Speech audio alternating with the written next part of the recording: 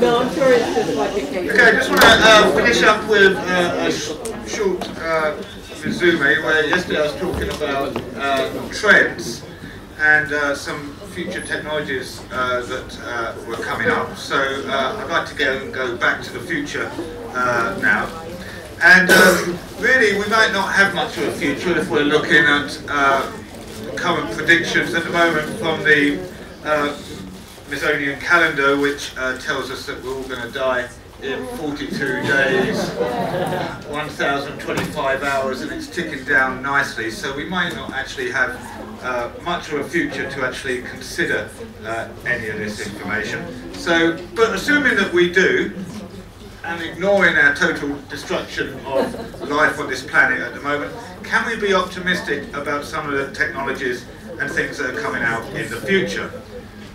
Well, no, the end of the world is coming, and it's all going to be your fault as digital creation. So this is a doomsday clock, and it's gradually ticking down to our demise as we go along. So digital doomsday, do we have a future?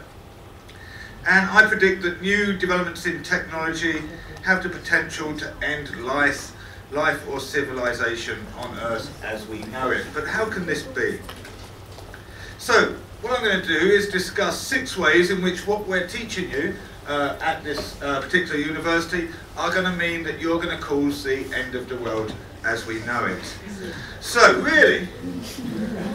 Well, yes, really.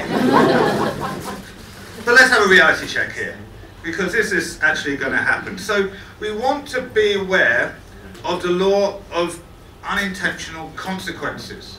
Things that we do which have an impact or have a reaction that we haven't anticipated when we started it. An interesting discussion yesterday was when Ian was talking about video conferencing, and we needed more bandwidth for video conferencing, and when we did more bandwidth we didn't use video conferencing. So it was an unintended consequence that we didn't use the technology in the way that we expected, because we as humans have changed and we adapted. So let me ask you a question.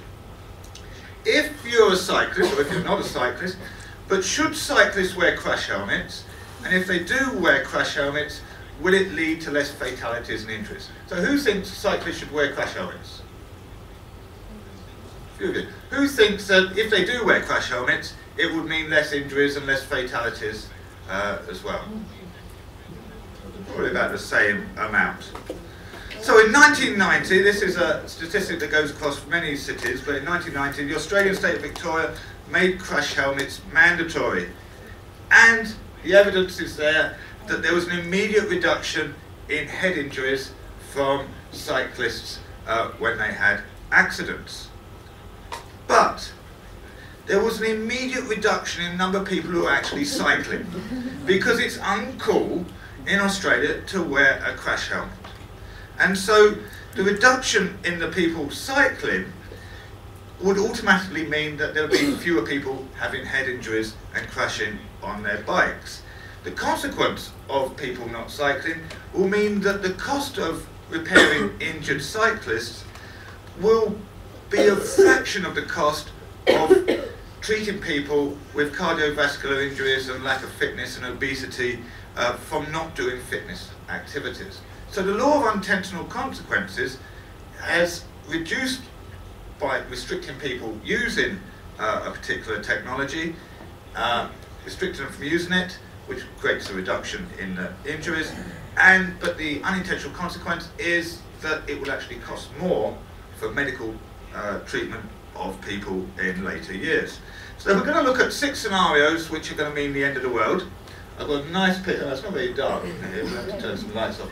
But it's a nice picture of Paris being destroyed by a volcano here, so I thought that was a rather apt, very nice and bendy thing. So the digital high street. This is going to cause the end of the world if we carry on the way that we're going at the moment. So We all know on our digital high street, I assume it's the same in France as it is here, but a digital high street is meaning that many key stores are withdrawing themselves from the high street and going entirely online.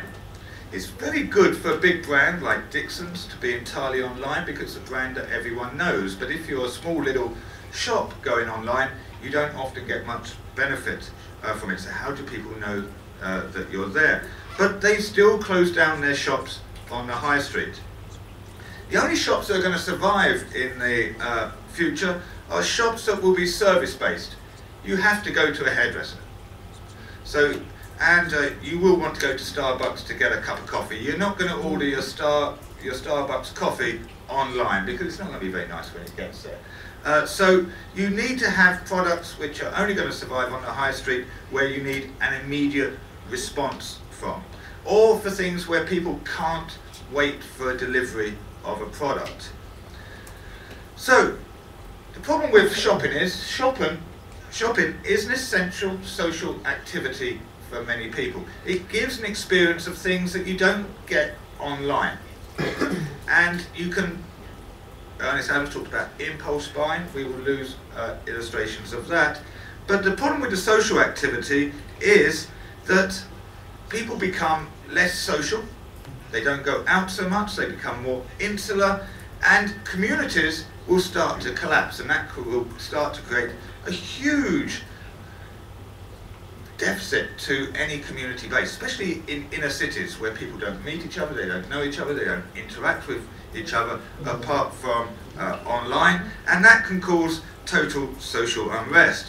But the biggest problem for the digital high street, at the risk of being sexist, and we haven't had a good bit of sexism here this feature, so I've introduced a bit of sexism for you here, is the family unit will start to break down. As women can't go shopping, the life of men isn't going to be very pleasant as they unveil their frustrations on their nearest and dearest. So I have no anticipation that I think men aren't going to survive the lack of shopping society. So let's look at scenario 2. The digital house, or the digital world. How are we going to interact with this?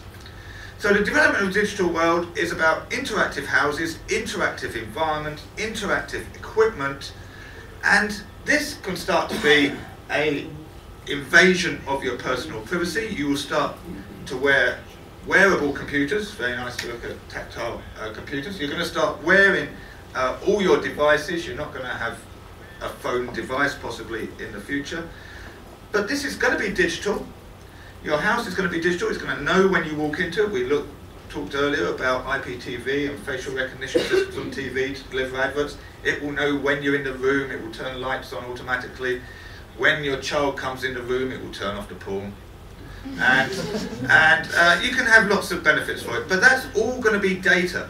Now, most people, if you want Google a prime example of this, if you're going to extract data, just drive around the neighborhood with a Wi-Fi detecting device, and you can extract every piece of data from everyone's there. So great fun for the hacker. You can go in and scramble all their information so that when the child does come in, it does turn on the porn. Particular hacker-loving scenario there. But it's also a great outlet for criminals, and possibly worse, the government, who will start to know what you're doing, when you're doing it, and how you're doing it.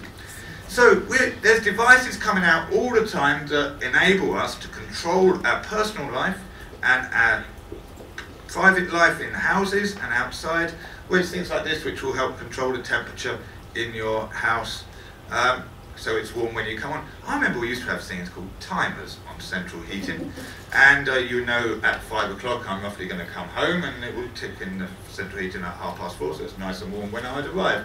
Now I'm going to need a device that tells me while I'm out I can turn the heating on.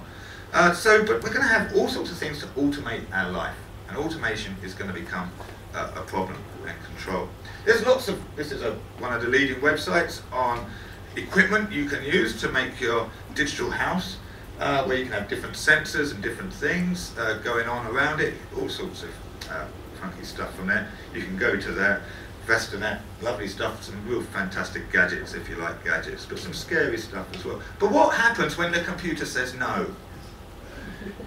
Automated systems and computer systems are all very good while they're doing what you want when they want, but who runs a computer and it always does what you want when you want? There's always something going wrong with them.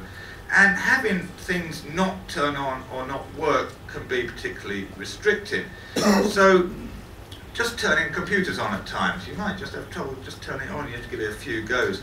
Well, when you want to turn your house on and you can't do anything and you're stuck in a cupboard, for some reason it shut you in a cupboard, what are you going to do about that? So it's going to be very frustrating if we let computers totally control our lives, as lots of manufacturers want to do. Let's look at the Java fridge. Who knows the Java fridge? No one knows the Java fridge. The Java fridge story is, Java is a cross-program, open source programming language. I'm sure you all know Java. The Java fridge is an intelligent fridge. It knows when you run out of something. And the future Java fridge will know when you've run out of something. The original story was it will tell your car to go off to Sainsbury's, pick it up, bring it back, and somehow miraculously stick it in the fridge. Nowadays it will just telephone Tesco's Direct and get it delivered to you straight away. So it knows you've run out, you don't have to worry about shopping. So, I've run out of peas. So the fridge goes, you've run out of peas. Tesco's, send me some peas. So along comes Tesco's and miraculously peas end up in your freezer compartment. And you go, marvellous, I've got peas. I don't like peas. So what I do is I take the peas out of the freezer unit and stick them in the bin. So the Java fridge goes, you've run out of peas. And I end up with this perpetual ongoing delivery of things that I hate just because I'm getting rid of them. But the Java fridge seems to think that I like them because one day somebody put peas in that freezer. And not to do with me, but somebody had peas one day and you lose total control. So it starts, you can't turn it off because you can't interact with a fridge. So the current predictions are that technology at the moment isn't all that good and is very frustrating. So having an interactive house or an interactive life or interactive clothes is going to go really badly for us. And what happens when your house crashes?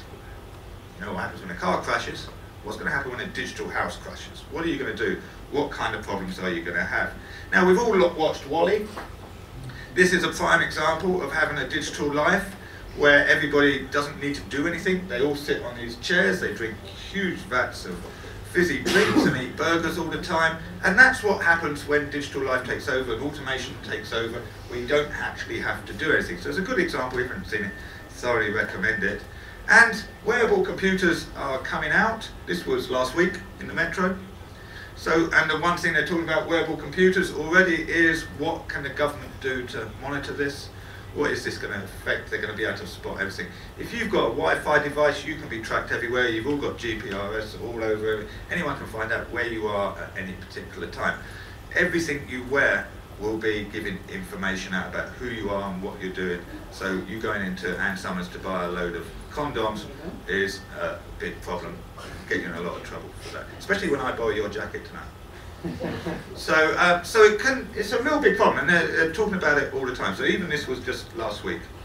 So, scenario 3, nanotechnology. We talked a lot about nanotechnology. There's lots of good nanotechnology things coming up. But what I'm talking about is nanobots. Nanobots are one atom programmed to do a certain thing. The first use of nanobots that people know about was at the Beijing Olympics, where nanobots were scattered into the atmosphere to try and make it uncloudy and not rain, especially for the opening ceremony. So it is well known that these things were put out. So they're atom-sized computers, single-function computers that will do a task. You can't destroy an atom. You can split it, but you end up with a nuclear explosion, so that's not a good idea. But you're still going to end up with more atoms. It just explodes and the atoms create into something else. So atoms are always going to be there. Once you program an atom to do something, it's going to always do that until you can get that individual atom and reprogram it into something else. So we're working on nanotechnology because we have come to the end of Moore's law, or we are coming rapidly to the end of Moore's law, because on a computer chip, it's based on circuitry, which is normally done by things like ultraviolet onto silicon, the smallest circuit you can have is 1 atom thick. So once we get to 1 atom thick, we can't make the computers more powerful faster than that. We can just have to make the things bigger or more layers. So we have double processors and quad processors and i7s and all the rest of it. So that gets around the Moore's law just by having more processors and more add-ons. And a few people have talked about that this week. But nanotechnology has this potential to do something we call grey goo. So we have launched a load of nanobots into Beijing. We've launched a load. We did it for our Olympics here, say. I've got one that makes trees greener, gets rid of this tree disease that's going around, all these things. So launch a load of stuff, it kills all that. But what happens when these nanobots get together? Atoms combine and they form molecules. When they form molecules, they make a new thing. There's still a bit of debate about how that happens, but basically you get a load of atoms, combine them with different things, put different elements in them, and it makes a substance. So you get nanobots and they combine, and when they combine they make this thing called grey goo, which becomes a supercomputer. It's a computer formed of atoms and nanobots from lots and lots of different functions which attract each other in some way and start to form a big powerful computer. The theory goes that these supercomputers, grey goo, will just enlarge and enlarge and enlarge, get bigger and bigger and bigger and more powerful. You can't destroy an atom, so there's no way of killing it off, and in the end they end up consuming the whole world. So a lot of people are comparing grey goo to, in the apocalypse, it's predicted that there will be plagues of locusts and things consuming all of mankind. And so what they're saying is grey goo is possibly what the modern day plague of locust will be. So read the Old Testament and you'll enjoy that. So there's lots of things, I'm not making this up. I might be making this up.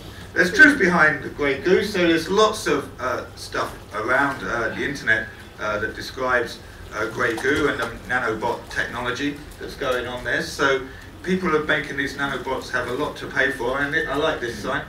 Remember, only you can prevent grey goo, never release a nano assembler without replication limiting code. So don't allow it to replicate. How do you do that with a single atom? Is a very tricky thing. So nanotechnology has a real problem on controlling atoms. And you can't control atoms very successfully. So scenario 4, free media, free everything. We all want stuff for free. And why should we pay for it when it's free? Who wants to pay for it? I can get it off me mate for free. I can look at it on YouTube. I can look at a pirate station. So why do I need to pay for it? Well, when no one's paying for any data or any media, who's going to pay for those media companies? So you're pirating all your Sony PlayStation games. Who's going to make the next Sony PlayStation game? You might get your mad enthusiasts who still want to make things, but they still need to eat and survive and pay their electricity bill. But who's going to make PlayStation 4?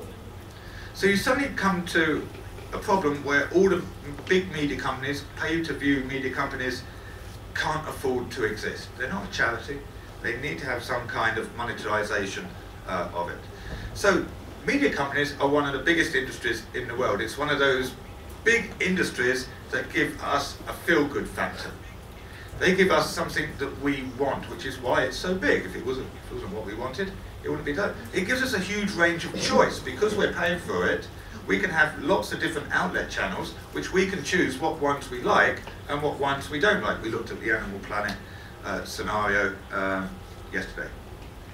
So if we've got no media companies to be able to make new media, then who's going to provide the backbone that's going to deliver that media? So even if you've got the amateur YouTube artist who's got a picture of a kid biting another baby's arm, who's going to pay for the infrastructure to deliver that? So you start by losing content, and then you start losing the ability to deliver it, and you start losing the hardware, or there's no way to actually produce it. Quality starts to reduce. Also, there's one thing you may love or hate paying your BBC license, you may love or hate paying your Sky subscription, whatever it is you pay for, your internet channels, whatever you do. If you're not paying, then it becomes low quality. Let's look at the news. If we stop paying for things like Reuters or the BBC or Sky News, who newspapers which are publishers, they have a quality edited system before anything goes out. Okay, it goes wrong at times, but generally it's pretty rigorous, it's pretty robust. And without that rigor, you can't guarantee that the news is unbiased. I won't say true, truth is subjective, but unbiased, or giving an opinion with some objective to it. If you look at amateur news sites, blogs, it's an entirely biased, my opinion, there's no evidence to back it up. Just don't agree with me. But not agree with you, where are you going to find a valuable news source? So the lack of information, that will cause huge political damage. You'll be able to say anything about anything. If there's no one controlling or paying for the American elections, and only amateur enthusiasts were making the adverts for Obama and Romney, what kind of adverts would they? They'd be offensive. And you wouldn't want to watch them. And then by not watching them, there'd be no way you'd be actually seeing that information. And you get this circular, spiraling nightmare where everything collapses. If you've got none of this technology, and these media companies develop lots of new technology, there's no one developing this new technology because no one's paying for it, there's going to be no technology, because technology it's a machine, it will die. Your car will die. It won't run forever because there's no one making the new bits to repair the bits that you've got. This lack of technology will create a huge digital divide. There will be huge, those who can pay for it and paying a premium, because there's less people paying for it, and those who aren't paying for it, who will getting nothing. There will be a huge divide in society. So you've got to be able to balance, and this is where everyone deals with monetization. How does Facebook make money? Why do they need to make money? We've got to get ads, we don't like ads.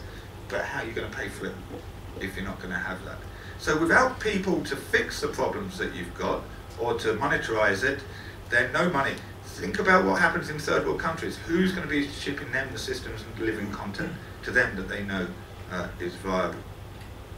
So there's going to be a digital divide if we keep on pirating everything and stealing everything from the globe. So with no technology, interchange, really vulnerable countries will start to collapse, or they will just go backwards in time and start to become living in a medieval state. And that will mean millions will starve, because how do we spread the information that there's people starving in Ethiopia? How would you know where there's no way to actually spread good, viable information? And it's not coming from their politicians who are biased, who just want all the aid so they can buy a new jet. So even the sex industry is in trouble with this. So the sex industry, one of the biggest media consumers in the world, they're in so much trouble they've gone to the US government and asking for funding to help keep them going. If the sex industry is in trouble trying to sustain an income from delivering their products, what hope has anyone else got? So purely because people are just getting it all for free over the internet. So, free media is a problem. Scenario 5, big clutter. Let's not even go there. Well, maybe we should. So, nice Banksy picture there. So everything, are the French still shocked about the amount of CCTV we have in this country? You get filmed a couple of 100 times a day on CCTV cameras. Have you noticed? Have you noticed there's closed circuit television everywhere? Keep an eye out, as you're going around from now, look at all the closed circuit TV cameras everywhere. You go down Oxford Street, there's face recognition cameras. If you're on the criminal database, it will track you down Oxford Street. And they can follow you automatically, and they don't have many police. You go down Oxford Street, you won't see many police. What they have targeted groups of police who just go and blitz you as soon as you do something. And they follow you around the shops. So all the shops are integrated into it, all the streets. So wherever you go down Oxford Street, you are tracked if you're on their criminal database. So we are a nation under CCTV in this country. We've got CCTV cameras that will talk to you. You go to some places, it will tell you, pick up that rubbish. You just drop that rubbish, mate, pick it up. And if you don't, then they will send a hit squad to you to actually come and arrest you for not picking it up. And they use that evidence to take you to court and fine you or do whatever they want. So, yeah. So there's all sorts of things with CCTV cameras, you can pick anything up. Really? Did you know the Government Office of London want to get these spy planes hovering over London tracking you? It was proposed around April and is still under discussion. We could have these flying over London tracking everybody's phone signals and monitoring everything that goes on 24/7. This is a reality. This is where we're going. So Google is watching you. Everything you do on a computer, people watch you. It's not just the government with the CCTV cameras, it's everything digital is tracked. We've been talking today, it's great, we can have this target audience on social networks, we know how many people are hitting it, we know what demographic they are, we got all this information. But it's information that people can use. This is collusion. Who uses collusion?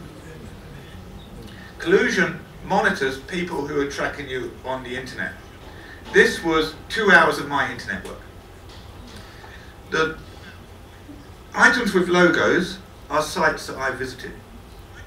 All the other ones are sites that are tracking that I visited it. And this was 2 hours.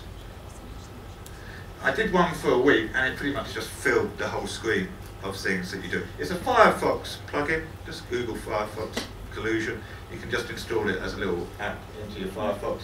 You will be shocked. You can click on each one and it tells you this site knows that you've been to visit all these sites.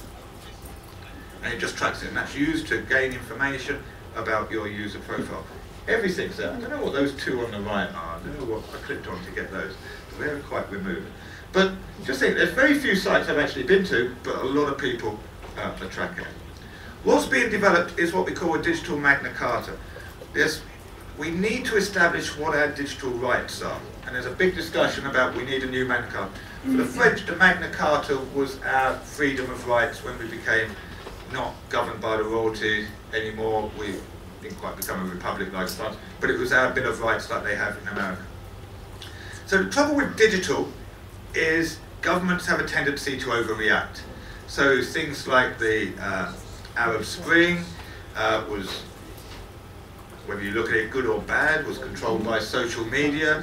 When there's riots, they shut down networks. There was a police raid, they shut down every bridge in London a few months ago to try and track people with no car insurance. So they were just stopping cars on every bridge, but they couldn't have every bridge. And so what the police were doing was monitoring Twitter to see where people were putting up announcements saying this bridge is blocked, try this bridge, and then they would shuffle off to that bridge and close that one down. So governments overreact. In Finland, the internet surveillance has been increased since the Norwegian troubles to catch super madmen. That's a bit like our anti-terrorism law. You go out of here and you get stopped and searched because of the terrorism law. They can do whatever you like. If they say, oh, you might be a terrorist, they can do whatever they like to you. You don't have to be a terrorist. You don't have to prove you're a terrorist. But if they just want to do something, they just bring in the terrorism law for it. You take a picture, they go, oh, you might be a terrorist taking a picture of someone. And they can just tell you from that. Super madmen is that. So Finland is surveilling everyone on the internet to catch that. Estonia has powers to trace and identify every internet user, so they monitor everything you do. Germany is keeping all your internet data, so everything you surf in Germany, even though it was declared unconstitutional and illegal. USA tracks individuals' private data easily, so they do it all the time. USA's they control all the big companies. So if the government says something to Apple, Google, Facebook about their data, they have to give them that data. They can have anything. In the UK, it's much easier for the government to see your digital data than it is to search your industry. They don't need anything. They can just say, give me all your digital data from every provider that goes around it. So they could go to wherever your hosts are and find everything that you do. Companies like your ISP, the people who host all the websites, they're responsible for you. They have the right to take away your internet licenses. In France, and it's possibly coming in over here very soon, I think they were arguing about it in France. It didn't get passed, but they're talking about passing it here now. 3 strikes and you're out. If it's an American thing, you get caught downloading 3 things and warned about it 3 times, they will take away all your internet digital privileges. You can't get onto it. So we have this real problem over what are our rights on the internet and who's watching you. So that causes a huge problem. So the worst case is digital dependence, or what I call digital stupidity. So we're becoming too dependent on technology, and we don't know what to do with it. So a sat-nav. Sat-nav's a terrible thing that thrives on human stupidity, and it's going to kill us all. So we get these signs around: no wide vehicles, do not follow sat-nav, very narrow road. So obviously they've got trouble because no one thinks anymore. There was a thing on the paper the other day. Somebody, I forget which tram it was it's on the Evening Standard, so it must have been in Croydon or something. But somebody just turned and drove down the tram line and stopped because the sat-nav said turn left. So it's a tram line, it's not a road. What stupidity is there in that? So here's a great one. There's a sat-nav that tells you to go onto that ferry. So how good is that? And this is the sign that you go across before it, but no one's reading the sign, they're all looking at their sat-nav. And they get there, well, what do you do? So that's not very smart. Here's a great one. Oh, Spencer's daughter, member of the royalty, wanted to go and see Chelsea versus Arsenal at Stamford Bridge. Got a taxi, said Stamford Bridge. Driver keyed in Stamford Bridge into it. Chose the wrong Stamford Bridge. Actually checked with the head office, is this the right Stamford Bridge? They go, oh yes, that's right. And so they went 230 miles out of their way. They're in the cab for 4 hours. Didn't they say something? Oh no, the sat-nav says we're going there. So what stupidity is that? Pardon me, they didn't see the football match. Here's a great one. This is one of the most expensive disasters on a sat-nav. £96,000 this Mercedes this cost. So a Mercedes sinks into the river after being told to head into it by the sat-nav on her way home from a christening party. It's on her way home. It's not in a foreign country. She knows where she's going. I had my sister-in-law go the other day. She was going home down to Devon. Her son phones up, should we go on the A? I goes, no, you've been driving this road for 30 years. Just go along the road you always go on. Don't get diverted onto something else. So this car fell into the water, got submerged within seconds. The electrics all failed, which opened all the windows, so water flooded in, but luckily somebody was going past and managed to rescue her at the time. Otherwise she'd still be driving along that river, I would suspect. So, just human stupidity is just no good. I mean, here's a great one. Your sat-nav is wrong. So we need signs to tell us we're stupid. So, how far does this go? I love that. It's a great picture. But I think it's time that some people need to be removed from the gene pool. I like this picture of gene pool. I got the wrong kind of gene pool, but it sort of gives the right kind of message. So because we are all totally stupid, and this is the worst scenario. I mean, this is fantastic. So you've got to repair your air conditioning unit. So there's this is a sensible way of doing it, because you could have a nice sunny day and want to cool your drinks while you're in a swimming pool, which is quite sensible. You're having a great time. It's going to go well. Want to do a little bit of decorating, so it's quite sensible to do that. This one I particularly like. If you don't know where that's wrong, you're doomed. You need to be removed from the gene. This is quite a smart one. So when you get a puncture, this is a good way to actually work. And this one's quite funny. So you want to repair some bit of military equipment, there's a good way of doing it. The guy in the middle looks absolutely petrified. The others don't look concerned at all.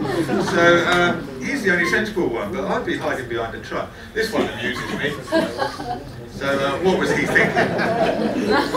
So obviously having a nice day out at that point. We're not too smart. So there's a reason health and safety exists. So sometimes it does make sense that we have governments controlling our every move, maybe. So the truth. Let's go back to the truth. we're not really going to cause the end of the world. We're not going to get rid of those people off the planet. They're the ones that are probably going to survive. They're like the cockroaches of the human beings. They're the ones that's going to go. But however, society is not going to implode because of the lack of shops. It will change. It will adapt. We will find a new way of doing things. We might find a collapse in the high street in the short term, but it will bring on a new resurgence of something as we evolve into a new thing. We will spot a problem, and our inbuilt instinct is to change that into something else. The digital house won't control our lives. We will just turn it off and live normally, unless we're in a bad gene pool. Free media won't destroy pay-per-view. No matter what, the internet's not going to destroy printing. Pirating your PlayStation game isn't going to destroy Sony unless they keep losing all the money they keep losing. That's another story. But there will still be these people making technology and finding ways to make money, to make good quality media. There's enough people out there to argue against Big Brother. We like CCTV cameras when I get mugged and they catch the person who mugged it and I can get my phone back. We like it then. We may not like it when we're trying to do a drug deal outside the college, but at times we do like it. However, we are going to be stupid, and we're not going to do anything about that. But a digital warning. There's a serious message here. There are serious things that are going to cause a problem. We are running out of the metals to make computers. There are serious amount of metals which are in very short supply. There's 17 metals that we use in TVs, in computers, in all our digital equipment, which are classified as endangered, which means there's not many of them. There's only 10 years left supply on these. China dominate a lot of this market, and they've been clever or not, you can argue either way. They are not exporting these metals. Who knows about the Apple manufacturing for the iPads and things where they had the riot at the factory in China? So they manufacture their stuff in China because China aren't exporting the metals, and so they've been clever. They said, well, you've got to manufacture it here, employ all our people. It's really sensible.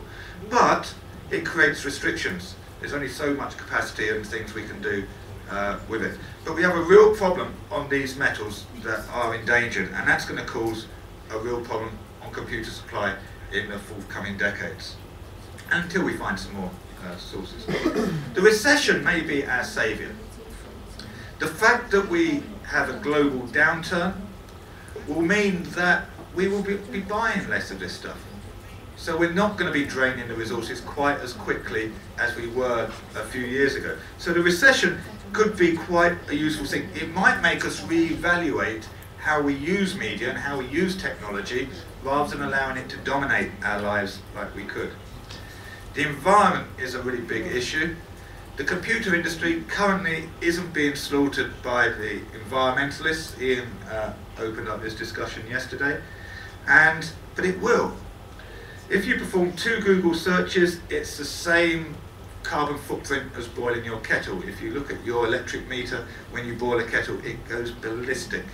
So it uses 7 grams of CO2 per search on the internet. Huge amount. Think how many times you search. Think what kind of carbon footprint you're leaving on that. You're thinking, well, I'm going to not drive my car. Just don't search so much. That will give a better environmental impact than not driving your car. So this is going to hit the computer industry. They are working on more efficient computers and power consumption and cooling, but we still want more, faster, bigger computers. So it's never going to stop at this until we say this is what we're going to stick with and we're going to work with that. So in a conclusion, so a few predictions I've got for you. First, be prepared for things to change. It will change for the positive and things will change for the negative. The only accurate prediction you can make is that things will change. Be prepared for the change, but as I was saying yesterday, you can't accurately predict the future. Be prepared to change differently. There's going to be more and more channels of outlet. We were talking today with the social networks. They think there's going to be more social networks and specialised social networks. We're going to create our new clubs. It's going to become much more community-based. It's not going to be Facebook where I've got several thousand friends. It's going to be a nice select group of people who are really friends, rather than just friend listing. Automation is going to happen. Don't get yourself involved in an industry where that industry's role is going to become automated. So don't go into production, be in design. You need to design new things, you need humans to design, you need that imagination. But if you're just a person who's just taken this design and then programming it in HTML5, that will become automated. You will just take this and it will just make it. As Dreamweaver and other things is as well. But be on the creative side of the media industry rather than on the production side of it, because you will get automated. If technology doesn't make life better, then it's going to be bad technology. Look at all the technology you're going to be building and all the products you make, and if it's not making life better for someone, drop it. Because what's the point? If it's just adding to complexity, just adding to difficulty, just making you spend more money, then really analyse what it is. And when you're buying something, think, how is this going to make my life better? If you've upgraded from CS5 to CS6, ask yourself why. What has that given? How has that made my life better for those hundreds of pounds upgraded? What has it done? I can do stuff in Illustrator 1988 and still do it in CS6. So it makes no difference, there's no quality, apart from I can't run Illustrator 88 anymore. So it does make life better because I can use it. The only thing you can do is to expect the unexpected at every possible time. The unexpected is the law of unintentional consequences.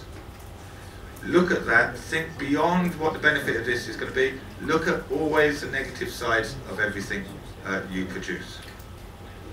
So, to conclude, it's up to you. You're the new generation, you're the people who are going to be out there making these things.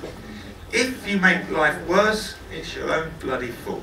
And I've got no sympathy for you. So, that about ends it for today. We'll be starting about 10 o'clock tomorrow morning. So have a good evening, and I shall see you tomorrow.